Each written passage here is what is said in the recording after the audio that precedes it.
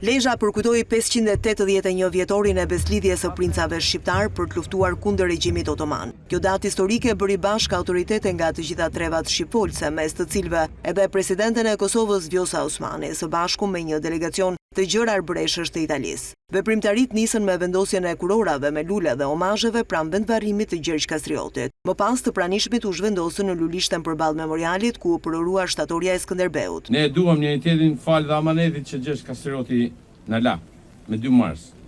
Sot ne ruajmë gjuhën, flamurin, dokët, zakonet. Presidentja e Kosovës, Vjosa Osmani, tha se nevojitet një qasje e përbashkët për të forcuar rolin e shqiptarëve në rajon dhe në botë. Ashtu si në vitin 1444 edhe sot na nevojitet një qasje e përbashkët, një vizion afatgjatë dhe një vullnet i palëkundur e i përbashkët për ta forcuar rolin e shqiptarëve në rajon dhe në botë. Aktiviteti në nderim të beslidhjes së Lezhës u përshëndet edhe nga përfaqësues të qeverisë shqiptare dhe autoritetet të Maqedonisë së Veriut, Malit të Zi dhe Luginës së Preshevës. 25 vjet asnjë betejë të humbur, gjithmonë i fituar. Dhe pikërisht kjo na ka shërbyer ne. Veprimtarit në përkujtim të 581 vjetorit të beslidhjes së Lezhës vijuan në sheshin Gjergj Kastrioti